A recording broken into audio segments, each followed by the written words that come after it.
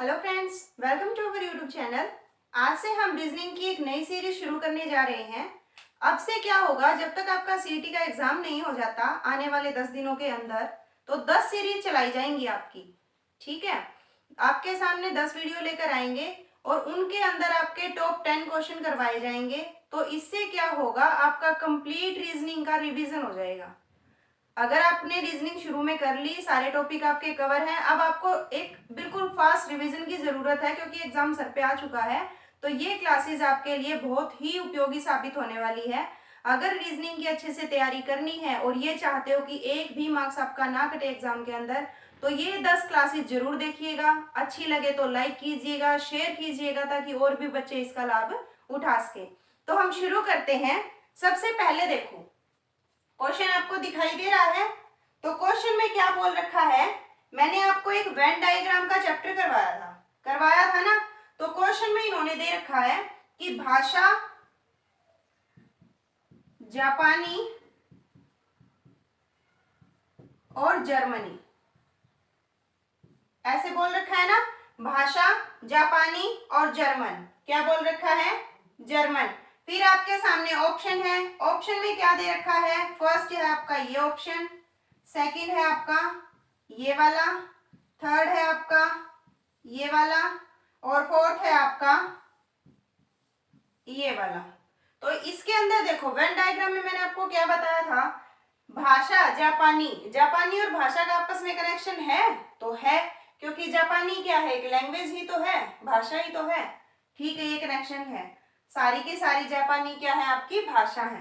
फिर है जर्मन क्या है, जर्मन भी तो आपकी लैंग्वेज है।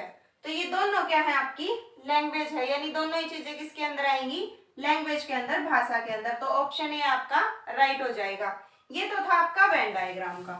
उसके बाद देखो सेकंड क्वेश्चन दिखाई दे रहा है आपको, हमने अभी किया था ये तो 2-3 दिन पहले चैप्टर। इसके अंदर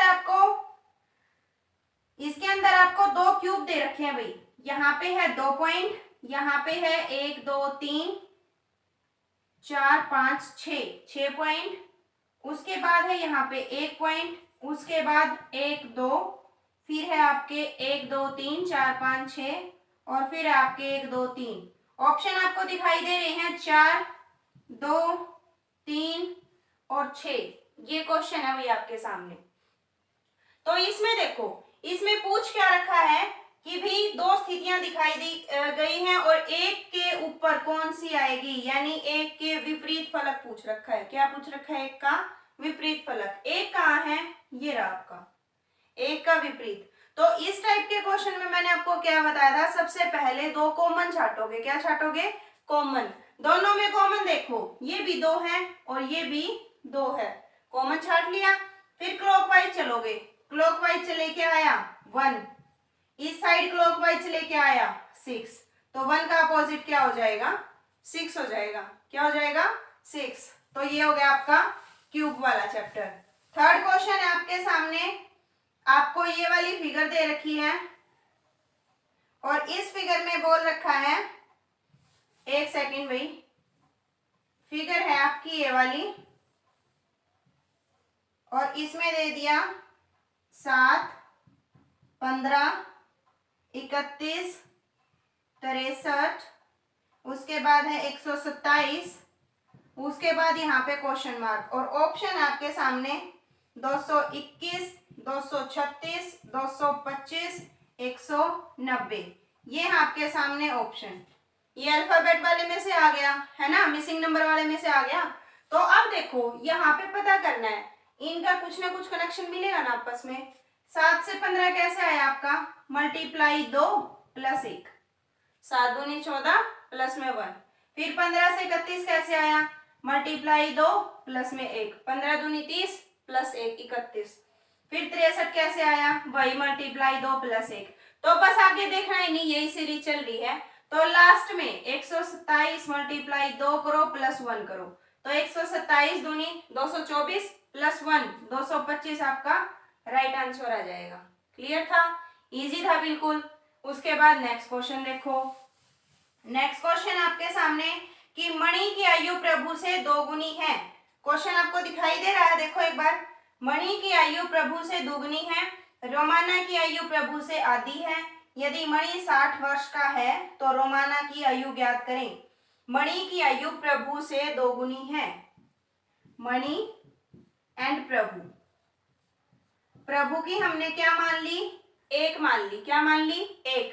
और मणि की क्या है, इससे दोगुनी है, तो इसकी कितनी हो जाएगी, 2 हो जाएगी। उसके बाद नेक्स्ट लाइन है, रोमाना की आयु प्रभु से आधी है।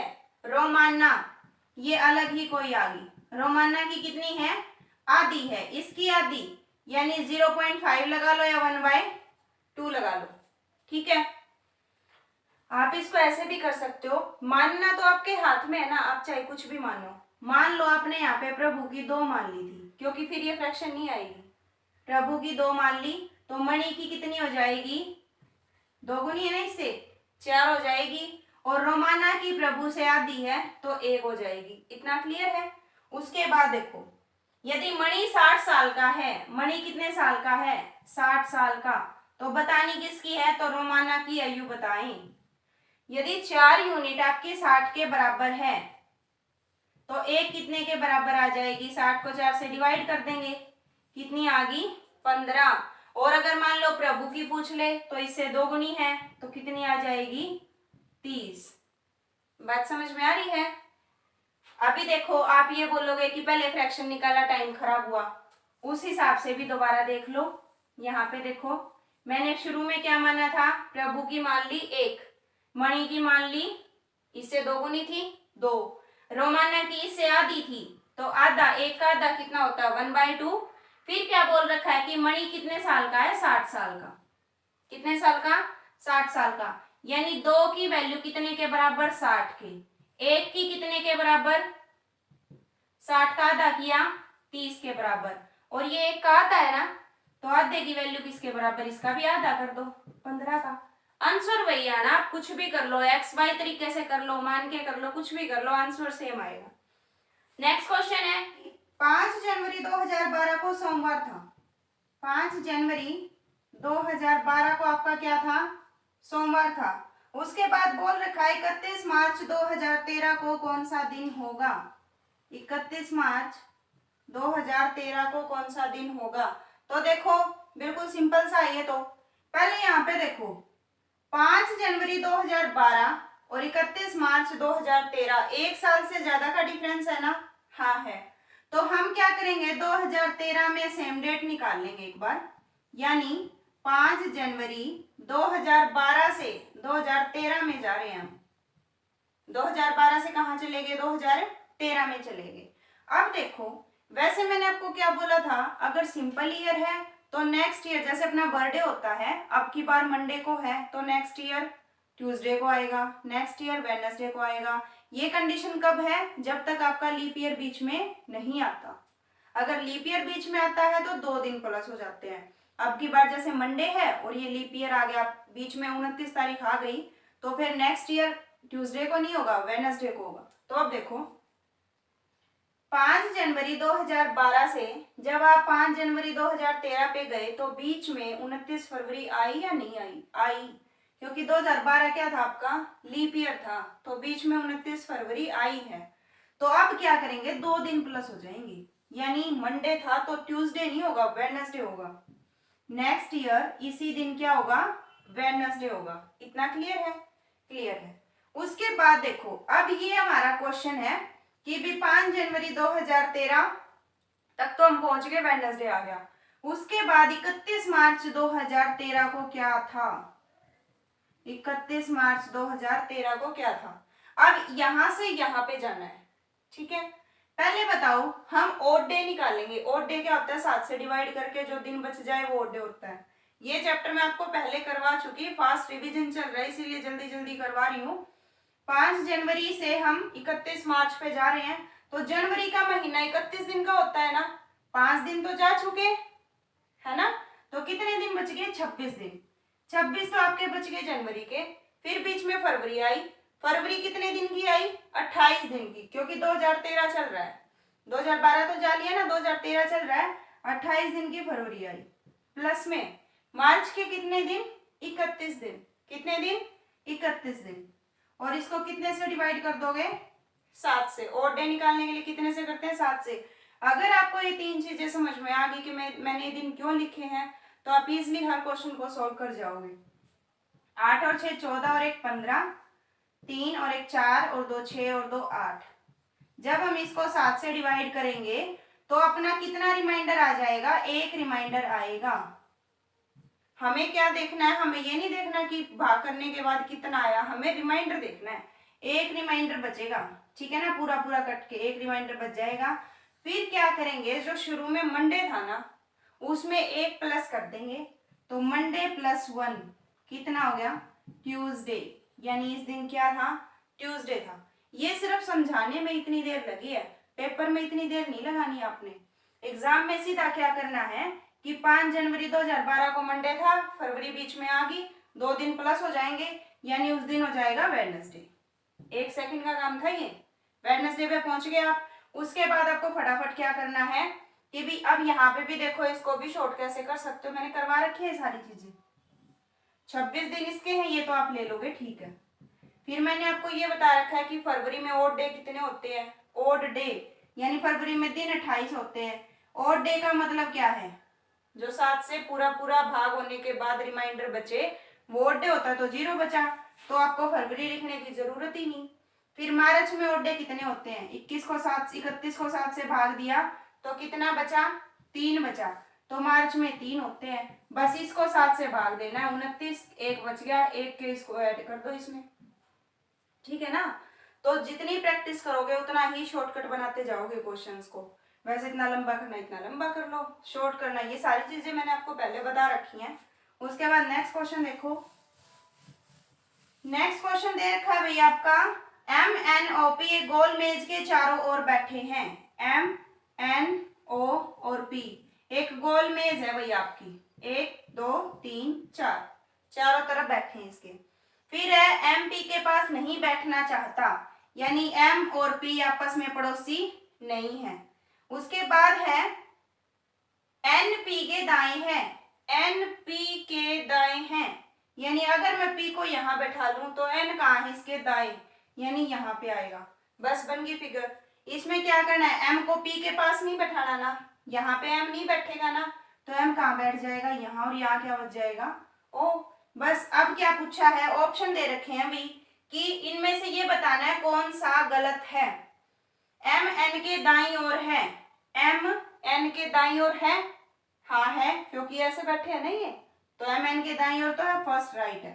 सेकंड है आपका O P के दाईं ओर है, O P के दाईं ओर है, नहीं, O P के बाईं ओर है, तो ऐसे ये गलत हो जाएगा, ठीक है।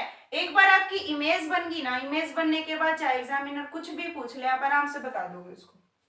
नेक्स्ट क्वेश्चन है आपके सामने कि X की माँ Z के पिता की सास है। X की माँ Z के पिता की सास है। उसके बाद है ZY का भाई है, ZY का भाई है। उसके बाद जबकि XM का पिता है, जबकि XM का पिता है। XZ से कैसे संबंधित है? XZ से कैसे संबंधित है? तो देखो भाई, X की माँ Z के पिता की सास है, पहले Z के पिता की सास बना लो, Z का पिता कर लिया। पिता की सास कौन होएगी भी? पिता की वाइफ होएगी, उसकी माँ होएगी, वही होएगी ना पिता की सास, पिता की वाइफ और उसकी माँ। मैंने आपको करवा रखा है पहले, इसीलिए माइनस प्लस क्या है ये चीजें आपको पता होनी चाहिए। तो देखो आगे क्या है फिर, ZY का भाई है। Z किसका भाई है भाई? Y का। Z भाई है मतलब Z लड़का है, किसका? Y का भाई है। हो गया क्लियर? हो गया। जबकि XM का पिता है, X कहाँ है भाई आपका? X, एक सेकेंड, शुरू वाली लाइन पढ़ो। X की माँ Z के पिता की सास है।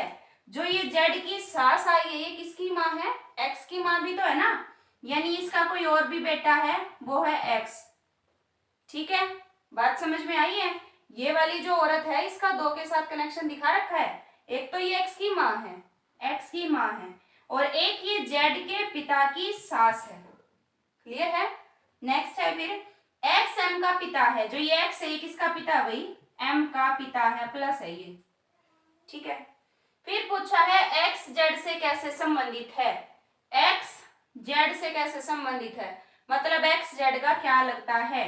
एक बात बताओ, ये जो औरत है इसका ये तो बेटा है और ये बेटी है, तो ये दोनों आपस में क्या हुए, भाई बहन हुए ना, सिंपल सी बात है। इस औरत की ये बेटी है, इस औरत का ये बेटा, तो दोनों आपस में क्या हुए, भाई बहन। अब ये औरत जेड की क्या लग रही थी, जेड के पिता की पत्नी, यानी जेड की माँ है ये, जेड के पिता की पत्नी है ये, यानी जेड की माँ, और जेड की माँ का भाई, तो क्या लगा, मामा लगा, क्या लगा, मामा। तो एक्स जेड का क्या लगा, मामा लगा, ठीक है। नेक्स्ट क्वेश्चन, नेक्स्ट क्वेश्चन है आपके सामने, महाराष्ट्र भारत, महाराष्ट्र फिर भारत, फिर है प्रोपोर्शनल, टेक्सास, और फिर बताना है कि क्या आएगा। ऑप्शन है आपके सामने कनाडा, मैक्सिको और Brazil and USA. Canada, Mexico, Brazil and USA. तो इससे क्या पता चलता है, इससे पता चलता है कि रीजनिंग आने के लिए आपकी जीके की नॉलेज भी तेज होनी चाहिए। अगर आपको जीके नहीं आती तो आप रीजनिंग भी नहीं कर पाओगे, क्योंकि अब देखो महाराष्ट्र का भारत से क्या कनेक्शन है, भारत के अंदर राज्य है ना, महाराष्ट्र शहर है, ठीक है, महाराष्ट्र भारत के अंदर है। तो ऐसे ही पूछ रखा है कि टेक्सास किसके अंदर है, तो टेक्सास किसके अंदर है भैया, आपका यूएसए के अंदर है। किसके अंदर है, यूएसए के अंदर। तो हो जाएगा, ये वाली चीजें हमने अल्फाबेट्स के अंदर पढ़ रखी हैं कि जैसे इन दोनों का आपस में कनेक्शन है वैसे ही इन दोनों का कनेक्शन बताना है। तो इन दोनों का आपको पता है तो अगले का बता सकते हो आप आसानी से। नेक्स्ट क्वेश्चन, रीजनिंग को आप जितना मुश्किल समझ रहे हो ना उतनी मुश्किल है नहीं, फ्री के नंबर दिलाती है, बस थोड़ा सा दिमाग लगा लो। बच्चे तो ये सोचते हैं बल्कि के एग्जाम में बहुत ज्यादा रीजनिंग आए। यदि आप एक पंक्ति में दोनों छोर से 11वें हैं, एक पंक्ति में दोनों छोर से आप लाइन में बैठे हो, आगे से गिने तब भी आप 11वें हैं और पीछे से गिने तब भी आप 11वें हैं, ये बात है। आगे से गिने तब भी आप 11वें हैं और पीछे से अगर गिन रहे हैं तब भी आप 11वें हैं। तो फिर क्या पूछा है भाई, तो पंक्ति में टोटल कितने लोग हैं। अब देखो इसमें कैसे निकलता है, जो आपकी लेफ्ट से पोजीशन होती है और जो आपकी राइट से पोजीशन होती है उन दोनों को ऐड करके एक माइनस करना होता है। एक माइनस क्यों करना होता है, इधर से आपने 11 बंदे गिन लिए, 11वें आप हो ना, और इधर से भी 11 बंदे गिने, 11वें आप हो ना। आपको आपने कितनी बार काउंट कर लिया, 2 बार, तो इसीलिए वो एक चीज माइनस करनी होती है। 11 इधर से 11 इधर से, टोटल हो गए 22, लेकिन आपने खुद को 2 बार काउंट कर लिया तो एक माइनस कर दो, यानी पंक्ति में कुल कितने बच्चे हैं, 21 बच्चे हैं। क्लियर है। उसके बाद next question, next and last question अभी आपका 6 और 11, 6 11 और फिर है 11 का रिलेशन बताना है, क्या आएगा। ऑप्शन आपके सामने 6 17 20 21, 6 17 20 और 21। तो देखो भी 6 से 11 कैसे आएगा, 6 दूनी 12 -1 है ना, 6 दूनी 12 -1। एक और बात देखो, मान लो आपको ये नहीं पता, छोड़ो इसको, पहले आप क्या करो, इनको ऐड करके ऐड माइनस ऐसे करके देखो, 6 से 11 कैसे आया, +5 कर दिया, कर दिया, यहाँ पे +5 किया तो वहां पे भी +5 करोगे, तो +5 करने पे कितना आया, 16 आया, लेकिन 16 तो ऑप्शन में ही नहीं है, नहीं है ना, मतलब ये टेक्निक आपकी क्या हुई, गलत। अगर 16 ऑप्शन में होता तो 16 लगा देते। फिर क्या है, 6 से 11 और कैसे आ सकता है, तो अब देखो मल्टीप्लाई करेंगे, 6 दूनी 12 -1 कर दिया, 11 आ सकता है ना। यही टेक्निक यहाँ पे लगनी चाहिए, मल्टीप्लाई 2 -1, 11 दूनी 22 -1 21, ऑप्शन में है, तो 21 आपका राइट आंसर हो जाएगा।